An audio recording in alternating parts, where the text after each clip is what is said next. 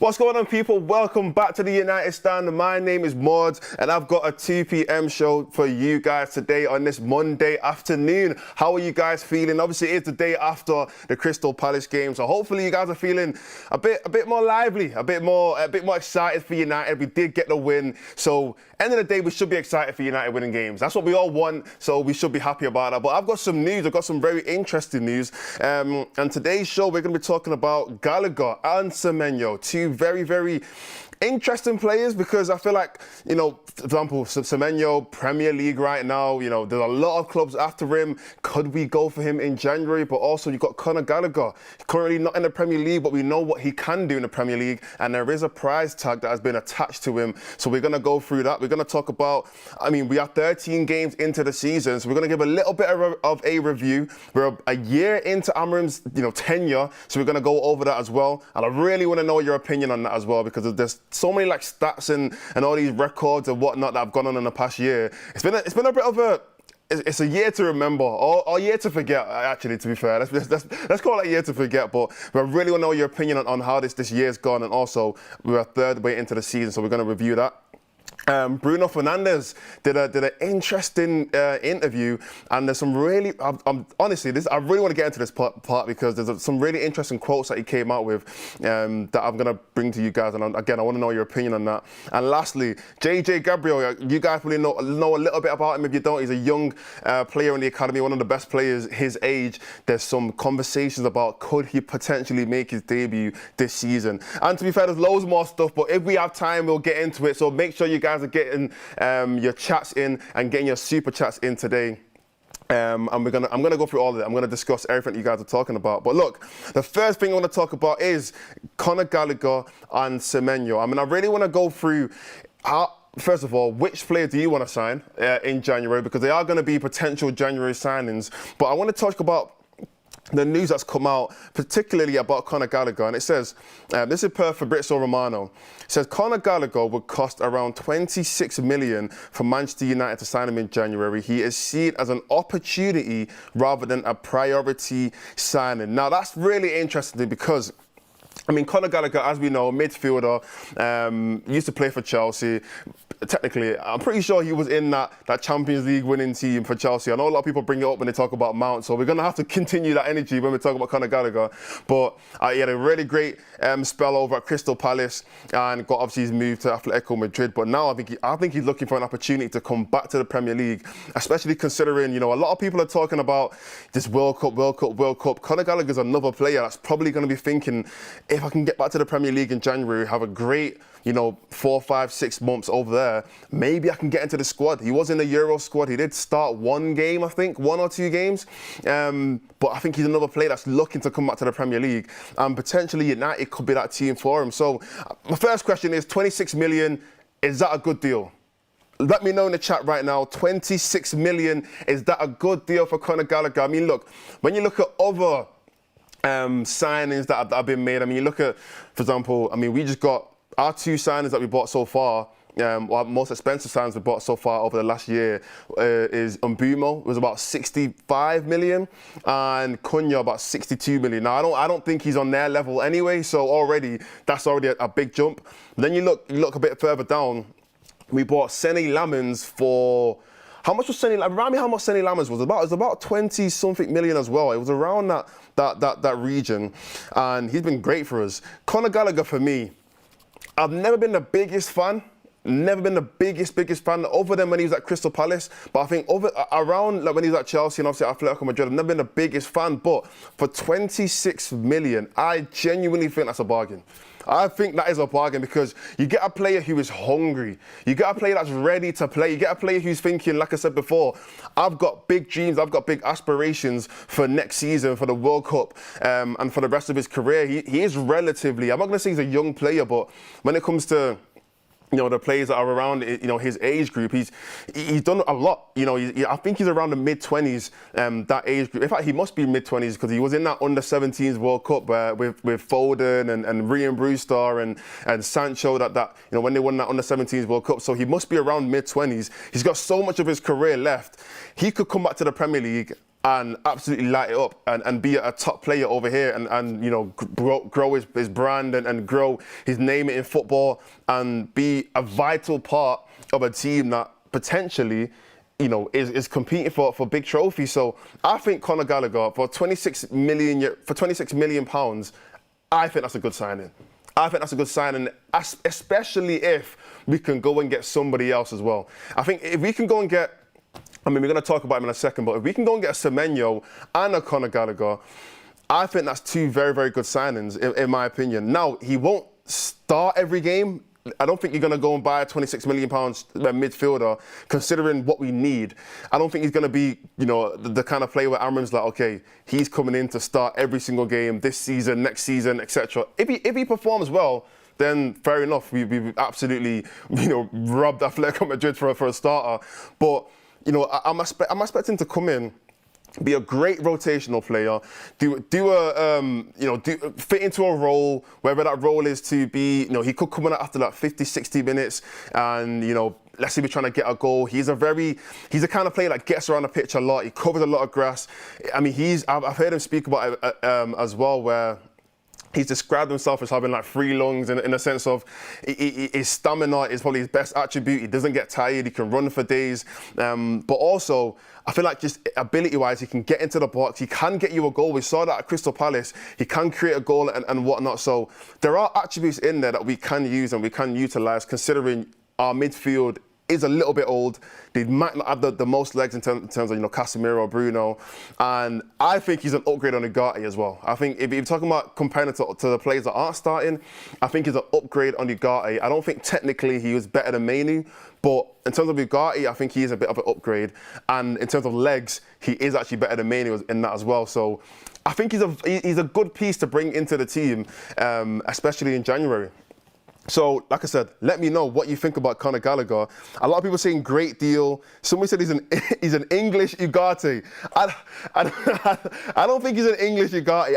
I kind of see what you're saying, to be fair, in a sense, but I don't think he's an English. I think he's a bit better than him. I think Conor Gallagher is a bit better than Ugarte. Somebody's saying he's terrible. I don't think he's terrible. I think he's an all right player. I don't think he's like he's going to completely change the team, but I think in terms of we need a midfielder who can cover a lot of ground. We're currently struggling with the fact that our midfield is so open. And yes, you can't just put that straight down to the formation or put that down to Amorim if you want to. But I do feel like in terms of personnel, I mean, we're seeing Casemiro have to come off the pitch at around the 50th, 60th minute every single game. I don't know how many times he played 90 minutes this season, but he either gets a yellow card or just fatigue-wise, he's just not ready to play that many games. And I think we do need players that can come on and the quality doesn't drop off that much and they can do a good job. And I just think Conor Gallagher is one of those players that can fill in a role. He might not be a starter, like I said, but he can fill in a role. So, yeah, I don't know. I think 26 million is a decent deal, in my opinion. But look, another player that I want to speak about that could come in January, and this is he's a player that, if we can get this guy, honestly, that's up there with Bruno and Cunha and that level of signing, and that is Antoine Semenyo. Now, I'll be honest, I'm Ghanaian, so I want him in regardless, yeah, because I know this has nothing to do with football, but I just like Ghanaian players, and I think he is probably one of the best Ghanaian players that we have. But aside from that anyway, £65 million release clause. £65 million release clause. That's the same size, like I mentioned before, that's the same amount as Bruno, similar to Cunha as well, around that £65 million price tag. And if you look at what he's been able to do so far this season, genuinely, he's been one of the I'm going to say the top players, because obviously you have got, you know, Haaland, etc. These guys are doing amazing things, but I think Semenyo's been one of the best players in his position this season, 100%. And I think all it takes for a player like Semenyo is to get a bigger signing to a big club and be able to just showcase what he can do in front of more people. And a lot of people will be like, oh, he's actually a lot better than people realise. Because I think in terms of ability, both-footed, he can strike a ball like it's nothing. His finishing, oh my gosh, Semenyo's finishing is top tier. If you don't watch Bournemouth, fair enough, you might not know, but Semenyo genuinely one of the best finishers that I've seen. I'm talking about in the Premier League this season, he's one of the best finishers that I've seen. He's been able to score so many like half chances where you're thinking, is he going to be able to get a shot off there, or can he get the ball at his feet, etc.? And he's been able to finish it. I mean, I remember the first game of the season against Liverpool, and he scored 2 goals straight away. And everyone was like, oh, Semenyo actually might have a good season. And he just continued that trajectory to the point where now he is Bournemouth's biggest threat. But in terms of the Premier League players, in terms of Premier League attacking players, I think he's one of the best players so far. So especially, like I said, especially in his position. So in my opinion, look, £65 million to get Semenyo in, that could be up there with an Mbeumo level signing. And I think impact-wise, it could be up there as well. Now, I look at positioning. He is obviously a winger. That's how Bournemouth play. They don't necessarily play with wing backs. But I think when it comes to putting him at left wing back, the level in quality that we're going to see, the difference in quality between Semenyo and the other left wing backs that we have, that impact might be bigger than anything that we've seen. It might be. I'm not saying it 100% will be, but to see Semenyo at left wing back, to see Ahmad at right wing back, we're going to see a huge increase in quality in those 2 positions, and it's only going to increase the level that the whole team is playing at, especially in the attacking sense. I mean, we're struggling to put a ball in on both sides. I mean, let's be honest, Ahmad, great player, love Ahmad, but he's a left-footed player. He does like to cut in. He's more likely to get the ball and drive at defenders rather than just be constantly putting in crosses. Whereas Semenyo can do both. He can drive. He is direct, but also he can put in a great ball on both feet. So I think that's going to really help our attacking players, especially someone like Sesko. He's going to get a lot more service from that side. And Bruno, and Cunha, the players that can run off the ball. I think Semenyo will be a great signing. But let me know, what do you think about Semenyo? Some people say, what about defending? I think especially in this kind of system, I look at someone like Ahmad, and I think Ahmad's a perfect example for this. I don't think you have to be the best defender in the world to be able to play as a wing-back. I've seen Ahmad come up against top wingers. I've seen Ahmad play against top teams and have great games, not just offensively, but defensively as well. I've seen him be able to handle top wingers, and that doesn't mean he has to do it himself. The whole point of being, having, I guess, 3 at the back or 5 at the back is you have that cover. He has somebody behind him, whether it's Mazraoui or whether it's Yoro, he has somebody behind him that can also help him defend in those positions. All he has to do is have a great work rate, be able to track back, be able to follow his defender, follow his man, and be able to win his duels. And Ahmad is probably one of the best. Even though he's so small, he has like this unpredictable strength where he wins a lot of his duels. Look at the stats. I saw the stats recently. Ahmad actually wins most of his duels.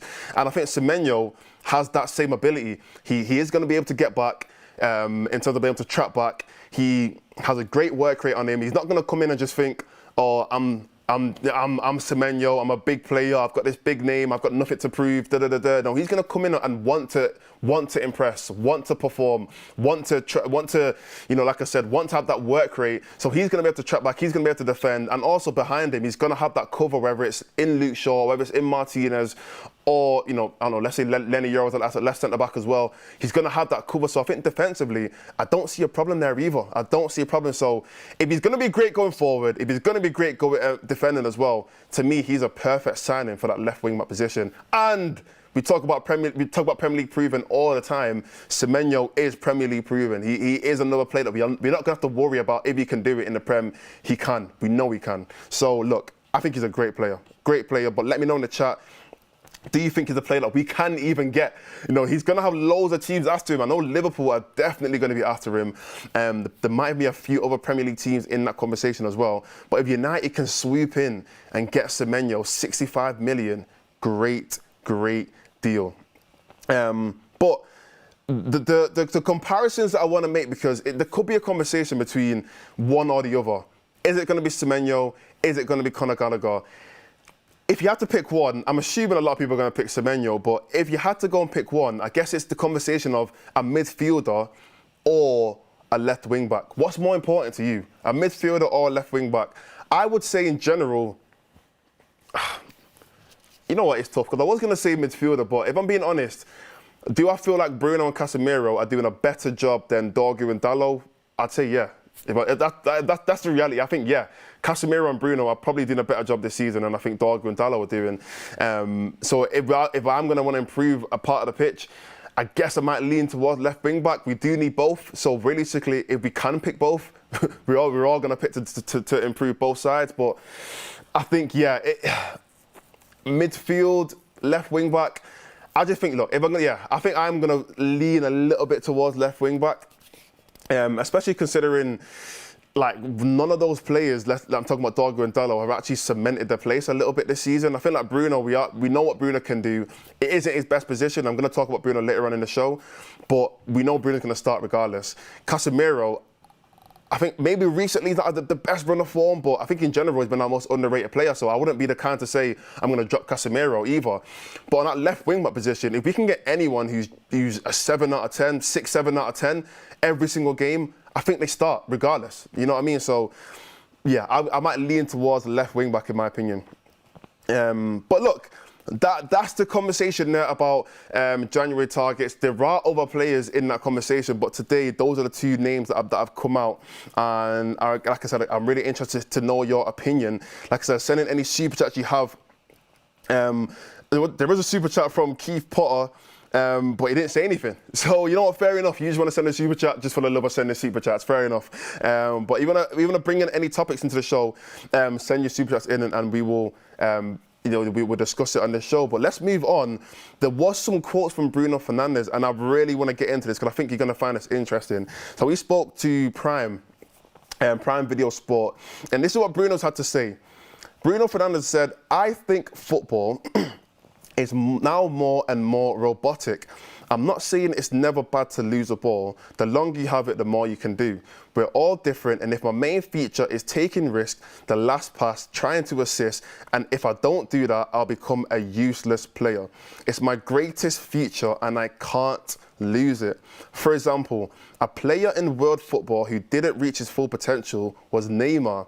If we told Neymar stop charging forward and dribbling, football would lose its magic and the spectacle that it is. It's what Paulo did, what Ronaldinho did, what Ronaldo did. It's what many players have done for years. We've lost that. We've lost the essence of players. If a player is good at that, then why take it away from him? Each player has their skills. Now, honestly, I think that's so interesting because I've made content on my own platforms, and this is a conversation that I've spoken about so many times about how football nowadays has lost that elegance. It's lost that freedom where a lot of teams is run by tactics.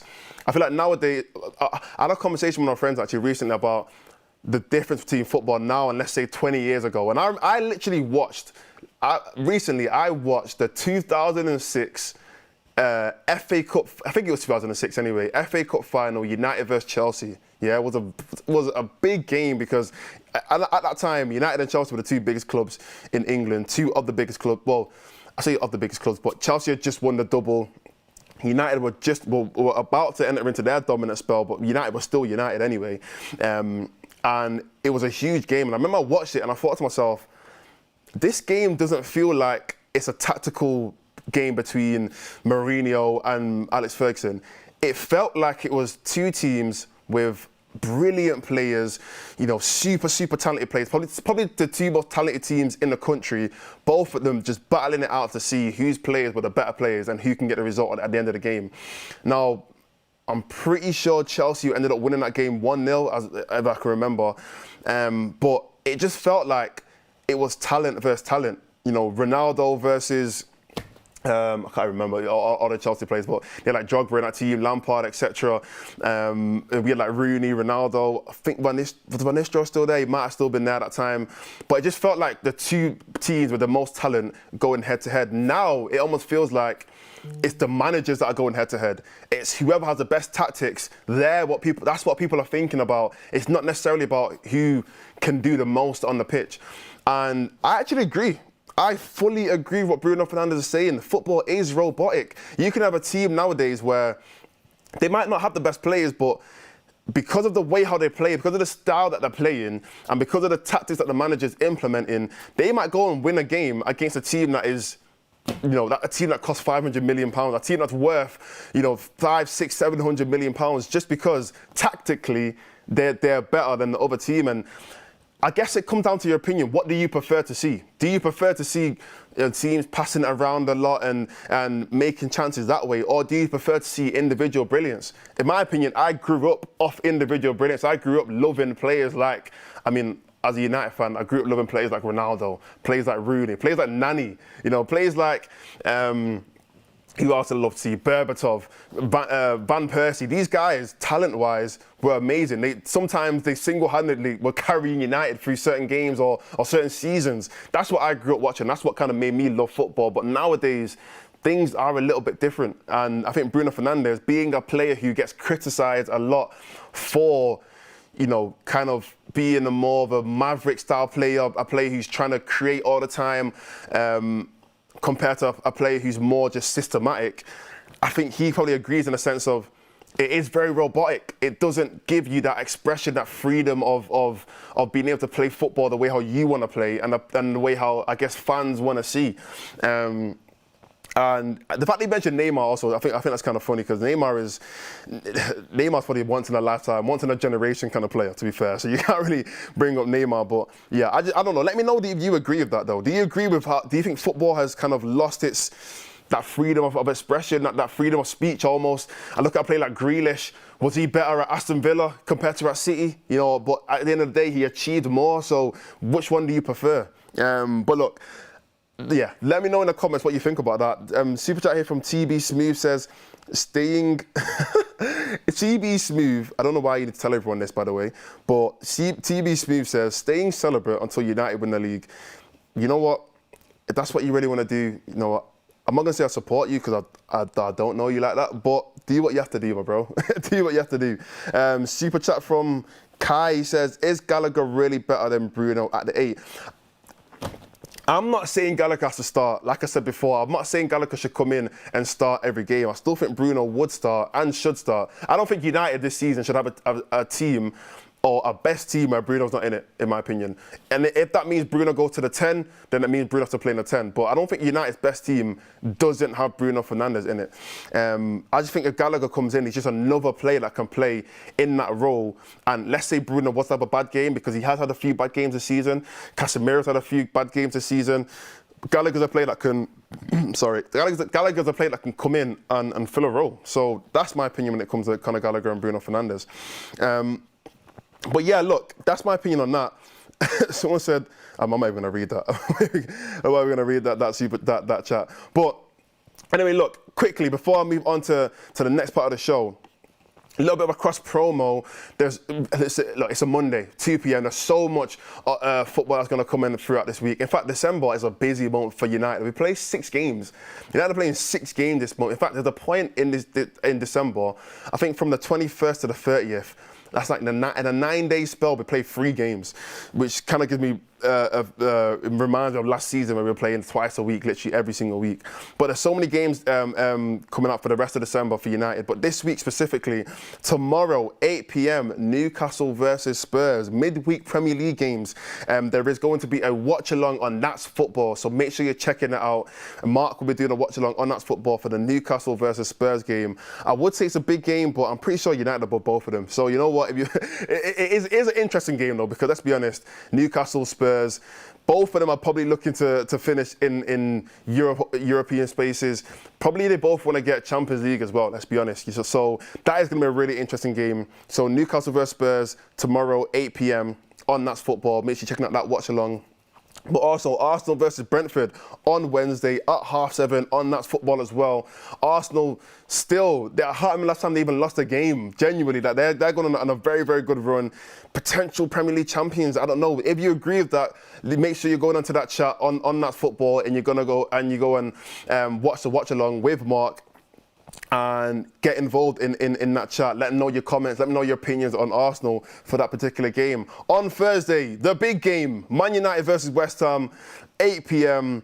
There's so much going to be going on that day. As you know, on a match day, we have our countdown to kick-off, which will be live at 6 p.m. on Thursday. Then, obviously, Mark has his watch-along. You guys love the watch-alongs. And then after the game, there will be a fans forum, and you guys love the fans forum as well. So make sure you're checking out all the content on that day. That's Thursday. The footage, all the content will be coming out from 6 p.m. and that'll be all the way up until literally, sometimes we don't finish until like midnight. So you got content, match day content from 6 p.m. all the way until maybe like just before midnight. So make sure you're checking that out. And lastly, on Friday, there will be a Bundesliga live game. Before I said watch along, now I'm talking about a live game, as in you can watch the players play on the pitch, and that'll be Mainz FC Mainz versus Borussia Mönchengladbach. I don't know why I can pronounce that, by the way. That's probably one of the most difficult teams to pronounce, but I think just from playing FIFA, I've just learned how to pronounce Borussia Mönchengladbach. But that will be at 7:30. The stream will start at 7:15, and you can watch the live game on That's Football, so make sure you're checking that out. And lastly, the Christmas jumper is over there. I can't reach, but by the end of the show, I will grab that for you so you can see the Christmas jumper. But the Christmas jumpers, it's on the screen, so you'll be able to see it anyway. They're out, so make sure you click on that link if you want to get it. It's cold now. It's actually freezing outside. I'll be honest, in Manchester, it is freezing. So make sure you're getting your Christmas jumpers. And yeah, click the link if you want to buy one of those. But look, let's move on. There's also another super chat just in there from Yeflo says, going to Manchester in February, any recommended trusted to purchase match day tickets? I can't tell you that on here. Just, you know what? Message me. Yeah, message me at Mords, MORDZS, and I'll plug you into some people that can get you some tickets. But yeah, it might be good to see. To be fair, we always do content outside of Old Trafford. So when you come down to the game, make sure you come down to Old Trafford just before the game. Let's say a couple hours before the game starts, maybe like 3 hours before the game starts, and you might be able to get in one of the VTs on the count to kickoff. So it'll be good to see you.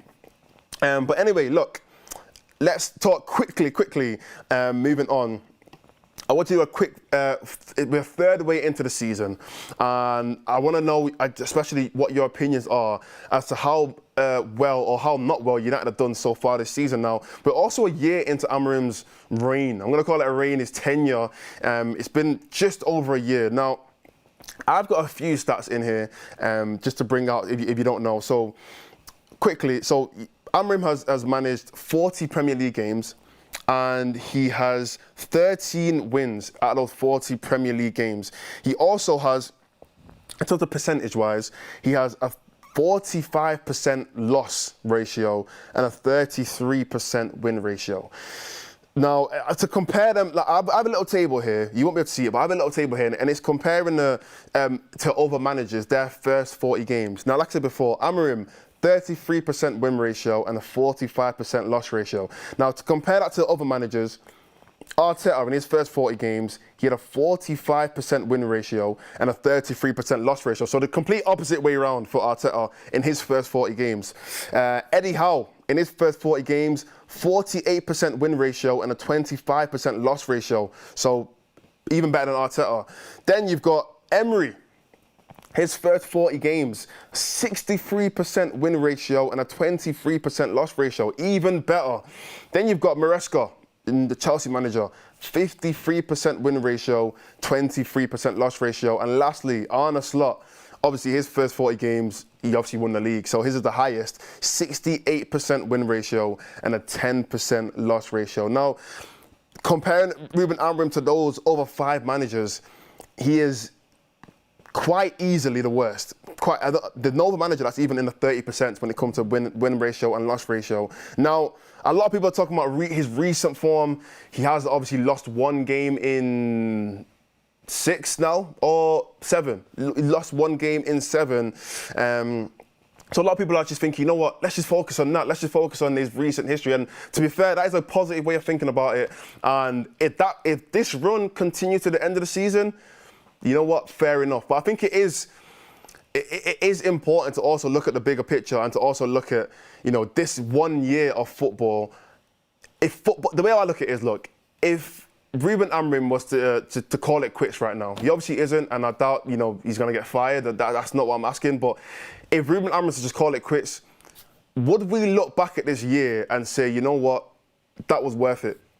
That was worth the year. This past year of football, this past year of United, getting to the final in the Europa League, finishing 15th. I think we're currently in 6th or so in the Premier League right now. Would we say this year of football was worth, the time? Was it worth? Would we say, you know what, I'm happy with what's gone on this past year? And I think most people would say, you know what, no. Most people would say no because the stats do not go against. Are not in our favour at all. Or let's say our favour. They're not in Amorim's favour at all. So I think, if we're looking at it, like I said, in a year's worth of football, I don't think there is a lot of criticism that can be put onto Amorim, and I think that's probably the main reason why a lot of people are very sceptical. I think I spoke to Mark recently when he came down, and he asked me, "Are you Amorim out?" And I said to him, "Look, I'm not a hard get him out the club." I think if you guys even watch the shows, you will know I've never really kind of been that, he has to go, etc. My thing is, if I'm going to put it on a scale, and just say, look, one is, Amorim is like a hard Amorim out, he has to go today, no excuse, etc. And 10 is, no, Amorim is the best thing that's happened to United since Alex Ferguson. To me, I'm like a 3.5. I'm like a 3, actually. I'm more of 3. I'm a lot closer to this side than I am to this side, but I'm not a hard get him out the club because there's so much more that goes into it in terms of who we bringing in, what point we're at in this season. I also like Amorim as a person. I think he's a great guy. I've seen him before. I've seen him in interviews, etc. I actually like him as a person, so I don't necessarily want him to lose his job. But if we're just looking at the facts, the results, the losses, the etc., the in-game management, the development of players, all these kind of things, he is leading a lot more to this side than he is to this side, and that to me is a reason why. I am very sceptical of what Amorim's been able to do. Super chat in here from Alex Fincher. Did those other managers come in with a new system to implement? Were they backed? Were the players good enough? I think there are variables that we don't take into consideration when judging. You know what? That's a great super chat because I agree though. Everything has to be taken into consideration, but I don't think these are good enough excuses though. I don't think these are good enough excuses to say, for example, you mentioned, were the players good enough? I think the players are better than what we've done. I think people say the players are not good enough to finish in the top 4. Okay, that's fair enough. Are the players good enough to finish higher than 15th? That's the question. When you look at it like that, it almost feels like, okay, they might not be good enough to finish here, but they're definitely better than them what people are saying or people are making it out to be. You spoke about were those other managers backed? I think so far this season, Amorim has he's spent 200 odd million. He has got a new goalkeeper in, and to be fair, since then he has had some good results. But I still think in terms of performances, the way we're playing, the results and the way you're playing, they don't go hand in hand. We've lost 1 game in 7, but can you confidently tell me in those last 7 games we've been the better team in every single one of those games? I think I don't think we have. I think maybe in parts of the game, Crystal Palace in parts of that game, we were the better team. But I think even Crystal Palace will look at that game and say they probably should have got maybe even a draw from that game. You look at the Liverpool game, were we the better team over the full 90 minutes? Probably not. Nottingham Forest kind of got saved a little bit by Ahmad. Tottenham saved a little bit by De Ligt. There has been a bit, rough games. Everton, I don't even want to talk about the game, let's be honest. But in terms of performances and results, I think I still feel like there's a big difference in terms of how Amorim has implemented his players and how we're still playing football. You mentioned, did those other managers come in with a new system to implement? Fair again. Like I said, these are all fair enough questions, but I think you have to look at both sides. I think you have to look at it in a sense of, yes, Amorim he isn't in the best situation right now to succeed in the sense of he hasn't got all of his players. He hasn't fully been able to have enough time to get his philosophy over to the players. Some of these managers, look at Arteta. I guess it took him, 2-3 years before we really were able to see what he was doing and it was working. So you can use that excuse for Amorim, but I just think in the grand scheme of things, is he doing as well as we expected him to do, or as we are expecting him to do? I still think the answer is no. I still feel like he can be doing better, and he should be doing better overall. But yeah, anyway, look, that's my opinion so far on what I think. You know, I guess like I said, we're a third way into the season. We are sitting at 6 points. I think in general, just to close off the show, I think in general, the Premier League so far this season is very poor. I think it is very poor. For whatever reason it is, I think it's crazy because I even made a video early on before the season started saying this might be one of the best Premier League seasons, because I looked at the teams, I looked at what City were doing in their signings, what Liverpool were doing in their signings, what Arsenal were doing with their signings, Chelsea as well, Newcastle, even United as well. I thought, you know what, there could be some really, really good Premier League teams this year, and everyone could be at a very, very high standard. But now when I look at the Premier League, I feel like it's more a case of every team can lose rather than every team can win. Like, I feel like on any game day, other than maybe Arsenal, genuinely, other than Arsenal, I would not be surprised if any team lost. If Chelsea went and lost this week, I wouldn't be surprised. If City lost this week, I wouldn't be surprised. If Liverpool lost this week, I definitely would not be surprised. There's only Arsenal. They're the only team I look at this season where if they lost, I would be surprised that they lost a game. Whereas every other team, it feels like they could lose on any given match day. Like, I don't know what Chelsea, City, Liverpool, Newcastle's next 5 games are, but I will be very, very shocked if they won the next 5 games. And I don't even know who they're playing. That just goes to show how poor the Premier League is this season. Every team is capable of losing. And the reason why I'm saying that is when we look at United's form this season and we look at where we're on the table, it's so easy to go up and it's so easy to go down. Our next 2 games could be the difference between being in the top 4 and being in the bottom half of the table. That's the level that the Premier League is right now. So looking at the table and saying, oh, we're in 6th, so we're doing very well, I don't think that's a good way or an accurate way of actually looking at how the season is going for any team in the Premier League. And that's where I'm going to wrap up. That's where I'm going to wrap up. That's just my opinion. Quickly, I'm going to grab the Christmas jumper because you guys didn't get to see it in person. Here it is, the Christmas jumper. It is available. It is available. So if you want to go and get it, the link is in the description, and go and copy Christmas jumpers. Like I said before, there's so much content coming out throughout this week. And obviously the big United game on Thursday versus West Ham. I think we should get the win. I know a lot of people say, oh, don't expect to win. I'm a United fan. I'm going to say that every single time, regardless. So I'm going to expect to win against West Ham. But make sure you're checking out all the content on that day. But thank you guys for listening. Thank you guys for watching. And I'm going to see you in the next show.